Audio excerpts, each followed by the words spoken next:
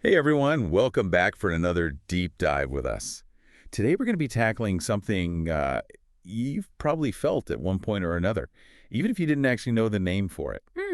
Interesting. We're talking about FOMO, that fear of missing out.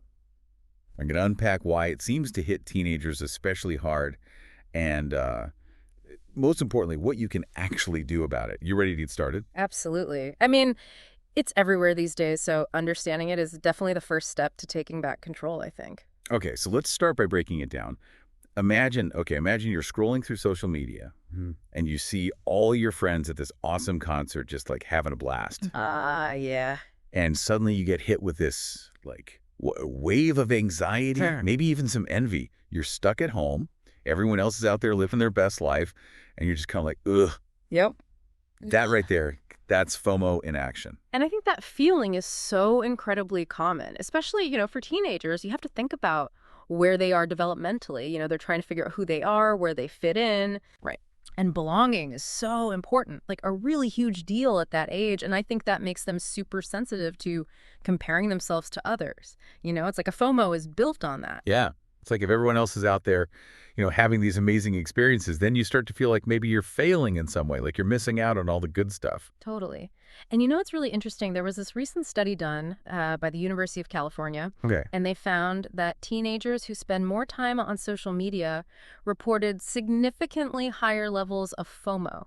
So it's not just, a feeling. There's actually like a measurable connection there. Wow. So it's like it's not just in our heads. Social media actually like fuels this FOMO fire. But why is that? I mean, is it just like the constant stream of pictures and updates and everything? I think it's more than that. Like, you have to remember that social media is really just a highlight reel. I mean, think about it. People are sharing like the very best versions of themselves and their lives. And it creates this illusion that everyone's life is perfect. And when teenagers see this constant stream of, amazingness, and they're already wired for social comparison, it's just so easy to start feeling inadequate. It's like everyone else is living in this perfect movie and you're stuck watching the trailers. Yeah. So no wonder it hits so hard. Exactly. But it's not just social media either. Sometimes this pressure to not miss out is like, it's just part of how we live, Sorry. Like, take the kiasu mentality that they have in Singapore. It's like this deep-seated fear of losing out that just like kind of permeates everything from education to career choices, like everything. So is it like this unspoken pressure to just like grab every opportunity, say yes to absolutely everything because you're terrified of being left behind? Yeah. That's exactly it. And for teenagers who already have like so much pressure on them, I mean, this can be completely overwhelming, Right. Like it pushes them to overcommit and to be involved in like a million things because they're just so terrified of missing any opportunity Right. or any advantage. Yeah, that makes sense. Okay, so we've got this perfect storm of like social comparison, social media pressure, and even cultural influences. Yeah. But what does that actually mean for teenagers? Like, how does this FOMO actually affect their lives, on a daily basis? Well, I mean, imagine just constantly feeling like you're on the outside looking in, like you're always missing out on something that everyone else is experiencing. Right. That can trigger, I mean, a whole range of just negative emotions, anxiety, envy, like inadequacy, all of that. Nobody likes to feel that way. Yeah. And it's got to be more than just a fleeting feeling, right? If you're constantly bombarded by images of other people seemingly having a better time, like that can really start to eat away at your self-worth, especially when you're still trying to like figure things out. You got it. And all of that can lead to, chronic stress, low self-esteem, even social withdrawal. It's like it becomes this awful cycle. You're scared of missing out, so you isolate yourself, which then just makes you feel even more left out and lonely. I mean, it can be really debilitating. Yeah, that makes a lot of sense. But I want to try to understand like how this FOMO actually shows up, like in a teenager's behavior. Okay. What are some of the signs that someone might be struggling with this? Well, I think one of the biggest red flags is this, like constant need to be connected, to know what everyone else is doing all the time. Right. You see a teenager who's just glued to their phone, obsessively scrolling through social media feeds, checking every single notification. So it's more than just liking to be online, right? Yeah. It's like this almost desperate need to stay in the loop, Uh-huh. even if it means like sacrificing their own experiences in real life. Exactly. They're so focused on watching everyone else's highlight reels that they forget to, like, create their own. And all that checking and scrolling, I mean, it's not just distracting. It makes it almost impossible to actually be present in the moment. It's like they're physically at a party, but mentally they're somewhere else entirely, Yeah. just constantly comparing their experience to what they see online. Yeah, And that, of course, just makes the FOMO even worse. totally. It's a vicious cycle. It really is. Yeah. And I think it's something that we need to take seriously. But the good news is it's not like a hopeless situation. There are things that we can do to manage this and reduce how much FOMO is controlling our lives. Definitely. And that's exactly what we're going to dive into next. We've got some really practical strategies to help teenagers and really anyone who's struggling with this FOMO, Yeah. navigate this whole tricky terrain. Yeah. So stay with us. All right, so we've talked about what FOMO is and why it's just so intense for teenagers and, how it can really impact their emotions and their behavior. But now for the good news. Yeah, lay it on us. FOMO isn't, like a life sentence. There are actually things we can do to fight back and take back control. Okay, I think that's what everyone's waiting for. Hmm. So, what are some actual strategies? What can teenagers or really anyone who's struggling with this do to loosen FOMO's grip? Well, I think we have to start with the most obvious one, even though it's probably the hardest one to actually do. We need to reduce how much we're using social media. I bet some people just roll their eyes hearing that. Yeah. But I totally get it. I mean, social media is like the way we connect these days. We're not saying you need to delete all your accounts and go live off the grid or something. Right, exactly. It's more about just being mindful of it. Yeah. Like maybe set some boundaries for yourself, like have designated times when you can check updates and the rest of the time it's off limits. Or even just like create some no scroll zones in your house.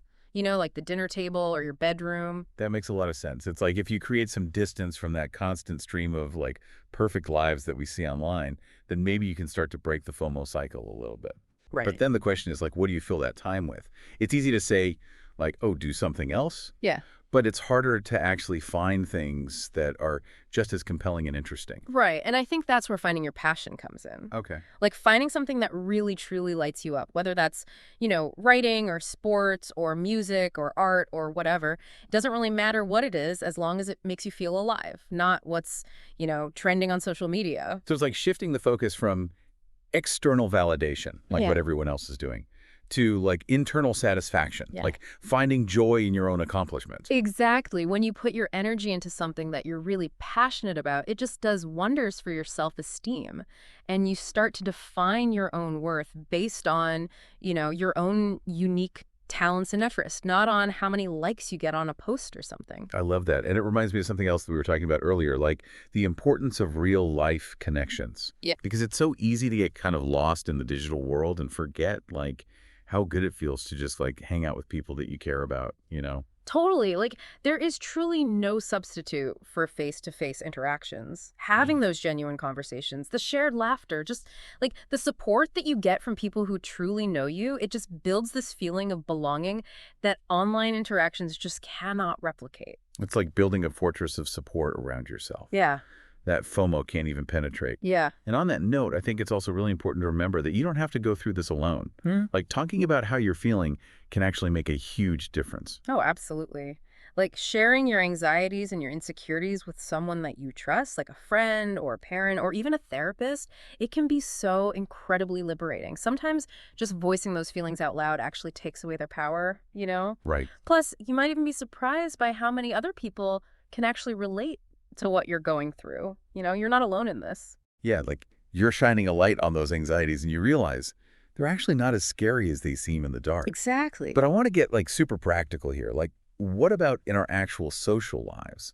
How do we handle this? Because it's so easy to get caught up in this fear of missing out on like every party, every single event that's happening. Yeah, and I think that's where being strategic with your time comes in. Okay. You don't have to say yes to absolutely everything. It's okay to choose your battles. Just like really figure out what matters most to you, what really aligns with your values and your goals. So it's about being more discerning with your time and realizing that not every single social engagement is worth stressing over. Exactly. Like there's some things that you'll genuinely want to be a part of. And then there are others where you're kind of like, you know what?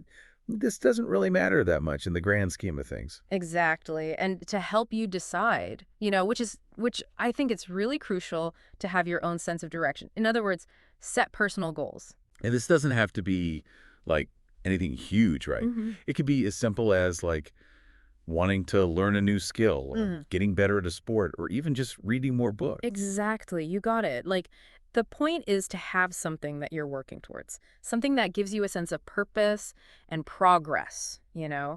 And when you're focused on your own path, like your own journey, then it becomes a lot easier to just tune out the noise of what everyone else is doing. It's like you've got those blinders on, Yeah. like the ones that racehorses wear. Yeah, And it helps you to stay focused on your own lane and your own race. exactly. But with all this talk of like goals and strategies and stuff, I think it's easy to get kind of overwhelmed. Like, where do I even begin with all of this? Oh, I totally understand that feeling. And that's why I think self-compassion is just so important. Okay. Just be kind to yourself. Yeah. Because beating yourself up for feeling FOMO is only going to make things worse. Exactly. It's like, it's a normal human emotion, Yeah. especially in today's like hyper-connected world that we live in. Exactly. The key is to acknowledge it, understand where it's coming from, and then start taking those small steps to manage it. Like it's a process. It's not a one-time fix. And remember, you don't have to do this alone. Hmm. There are resources and people and strategies out there to help you reclaim your time and your energy and just your sense of self. Yeah, absolutely. And we're actually going to dive into some of those in the next part of our deep dive. Awesome. So stay tuned. Welcome back, everyone. So we've been talking all about FOMO, that kind of sneaky feeling of missing out and how it can be a real drag, especially when you're a teenager. We've talked about what it is and why it's such a big deal and even some ways to handle it. But now I want to get even more practical. Where can someone go if they actually need support? Like, what are the next steps to make all this stuff actually work? Yeah, that's a great point. I mean, knowledge is great, but knowing how to use it is even better, right? So let's start with something super simple but really powerful. Talking to someone you trust. Could be a parent or a friend, a teacher, even a school counselor. It's like that old saying, a problem shared is a problem halved. Exactly. Like, sometimes just getting all those worries out in the open can really help take away some of their power. And you might be surprised how many people totally get it. Like how many people have felt the exact same way. Exactly. And even beyond just those one-on-one connections, there are a lot of organizations and online resources that are specifically designed to help young people deal with like all the ups and downs of this digital age we live in. Yeah. For instance, Common Sense Media is a fantastic resource Right. for both teens and the adults in their lives, too. Oh, yeah, it's great. They've got tons of information about managing screen time and building healthy online habits. It's a great place to start. Definitely. And then for teens themselves, there's places like the JED Foundation and mentalhealth.gov. Okay. They offer support on, just a whole range of mental health topics, Wow. including FOMO and social media anxiety. I've heard that those sites have things like forums and articles, even helplines you can call. It's a good reminder that no one has to go through this alone. Like there's actually help out there. Exactly. And speaking of not being alone, I think it's so important to remember that FOMO really thrives on comparison, right? We're constantly comparing our like behind the scenes struggles to everyone else's, carefully curated highlight reels. And it's no wonder we end up feeling bad about ourselves. We're comparing apples and oranges, Yeah.